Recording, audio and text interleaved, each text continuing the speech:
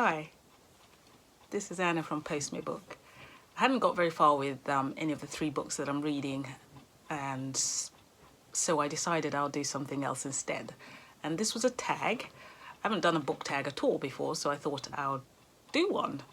And the one that I found that looked as though it could be of interest, to me anyway, or rather that's to say that I perhaps could answer any of the questions, or some of the questions, was the Read Smart book tag. And this one I got from watching Hannah at Hannah's Books. And it sounded, when she was going through it, it sounded very interesting. So I thought, okay, let me do that one. So that's what I'm going to do today. And so I'll start with the first question, which I'm going to read off. Let me just get this phone. I have to struggle with that one. Let's see. Now I've lost the whole thing. There. I'll try and do it in the order that it is formed. And the first one is, what is your strategy to stay focused and engaged while reading? I'd have to say I really don't have a strategy at all. Engaged, let me think about it. Do I have a strategy? I think my best strategy would just be to find the right time to read, where I have enough time to read, even if it's for a very short space of time, but I have enough time to read and read so that I'm actually taking in the book, not just reading for reading's sake. Nowadays I try and do that last thing at night, really, because that's really the only time I have. The rest of the time, most of the time, unless it's the weekends, and that just depends on what the plans are for the weekend. But yes, that would be a strategy, is just to choose to read my book when I have time to read the book, so I can take in what I'm reading.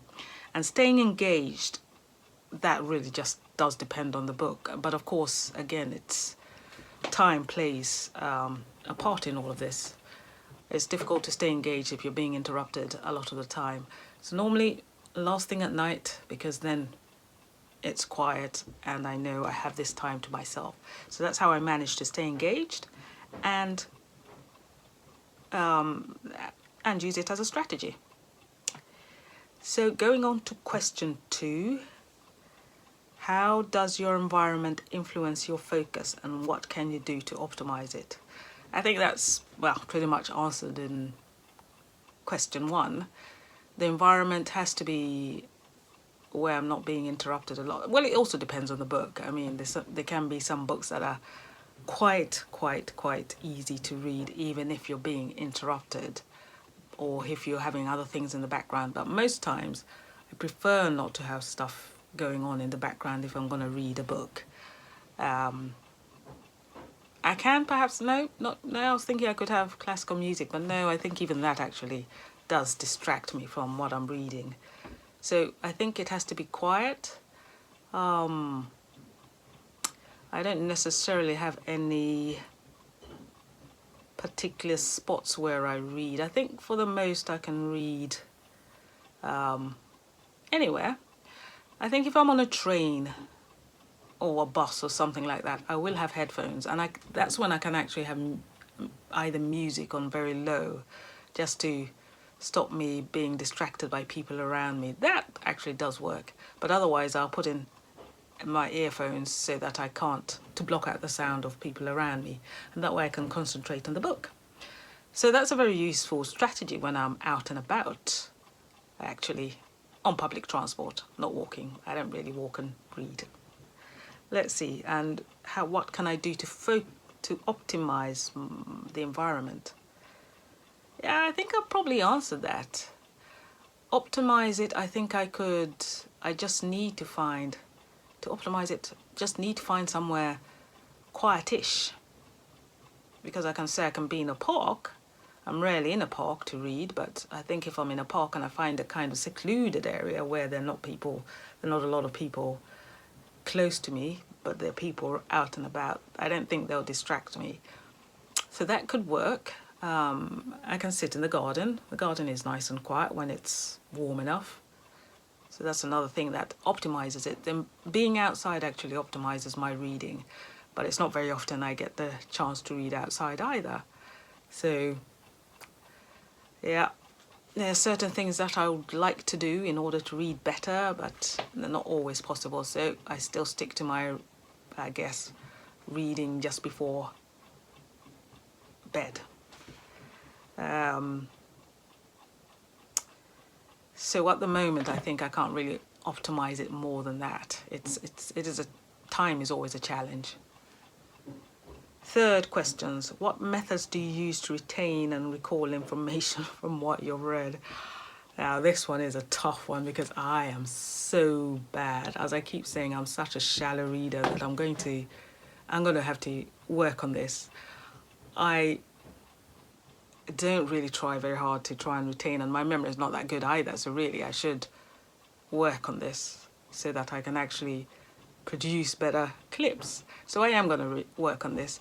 And it also made me think when I'm reading, just now I'm reading the Steve Biko book, which is actually very, very interesting. And reading this book makes me think I really must learn to try and retain some of this information in a better way, because Steve Biko's literal rhetoric is so powerful that I do think, which I don't often do, I do think this bit I really must write it down or put a marker in the book so that I remember it. But I think it really is writing it down somewhere so that I actually remember this, because it's something that I want to then transfer onto my clips. A very good book. Very strong and powerful language, I'd have to say. He was really, his message, I think, was very charismatic, for me anyway. But I'll get to that when I read the book. So I think I have to work on methods to retain and recall information from what I've read. I don't really read so many books, so really I don't have any excuses. I should perhaps even remember what I've read, because I don't really read very many books at all. But I'll work on that.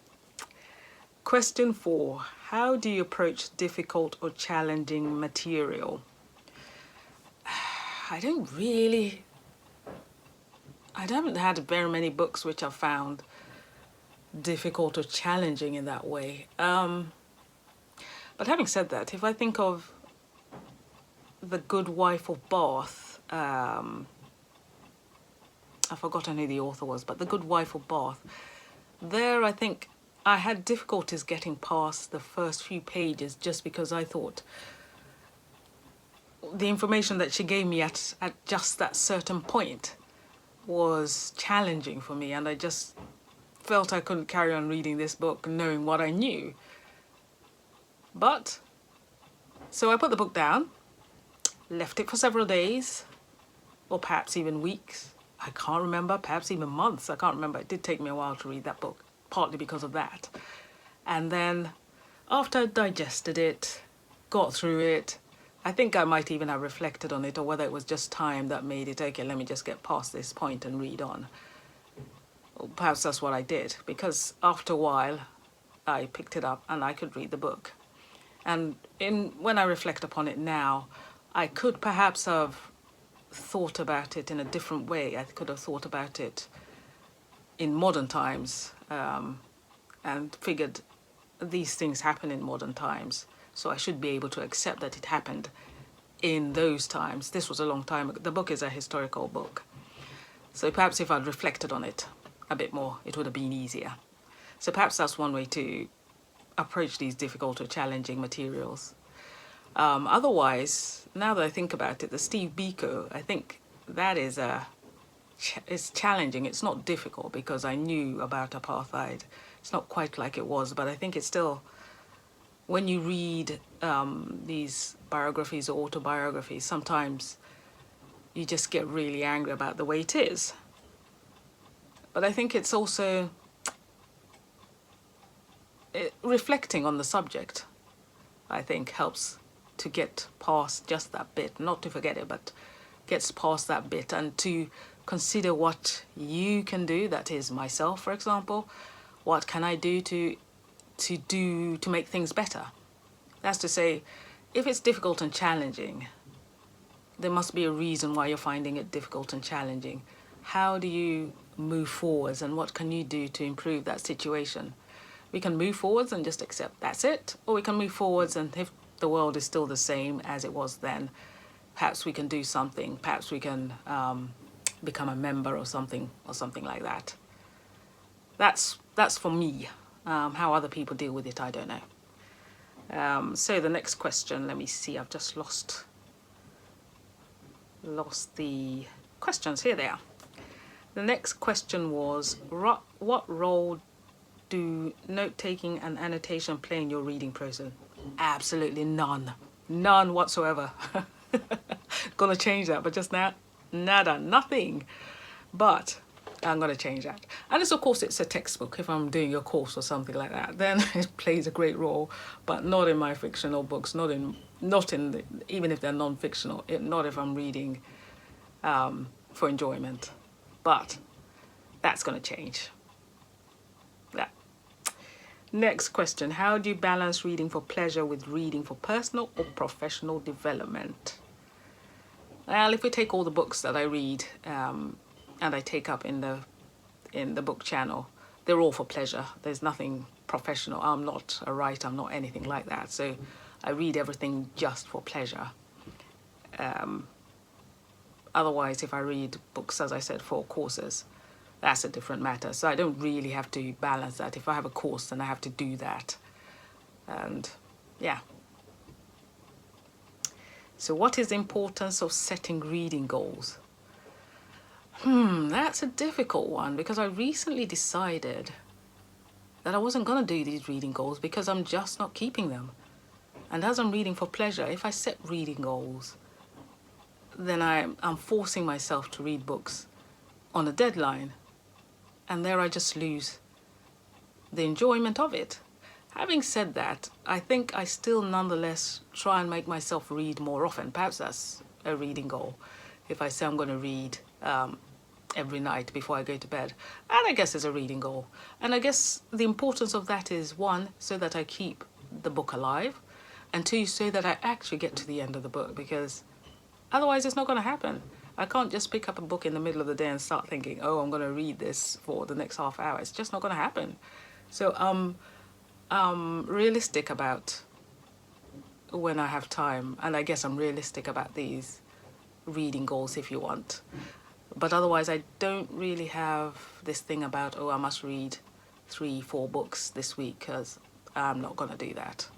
Even reading a book in 2 weeks is, well, if it's a very short book, perhaps, but otherwise, no, I just don't have the time, and I want to enjoy my books. So really, the goals are limited, but they're there. And they are important for those reasons that I pointed out.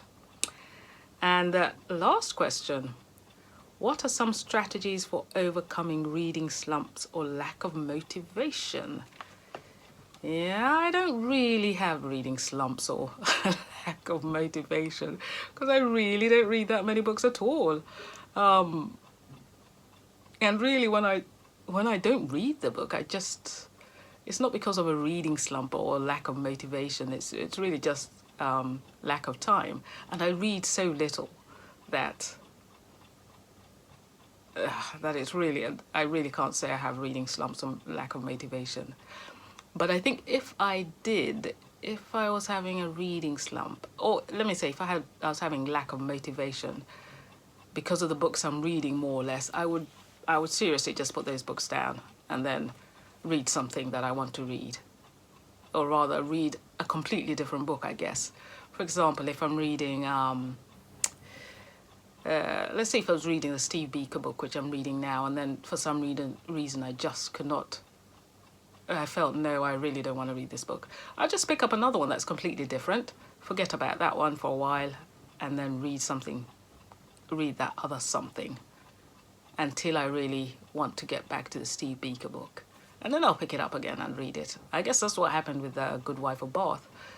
That was lack of motivation, now that we think about it. So I guess that's the way I do it. Just put down the book, forget about it for a while, read something else, and then come back to it when I'm good and ready. And that was it. That's the end of the questions. But thankful for Hannah, because sometimes the book tags, it just depends. if you listen to the right person and they say something that relates, and she did, then then perhaps you do the book tag. For others, I guess they get tagged, but yeah, for me it was that I listened to her and I could relate to what she was saying. But that's all for this time. Hopefully next time I'll have perhaps finished the Steve Biko book. I don't think I'd have finished Empire of Silence, and don't think I'd have finished It's About Damn Time by Arlan Hamilton either, but perhaps the Steve Biko. So thank you for watching to the end. See you next time. Bye-bye.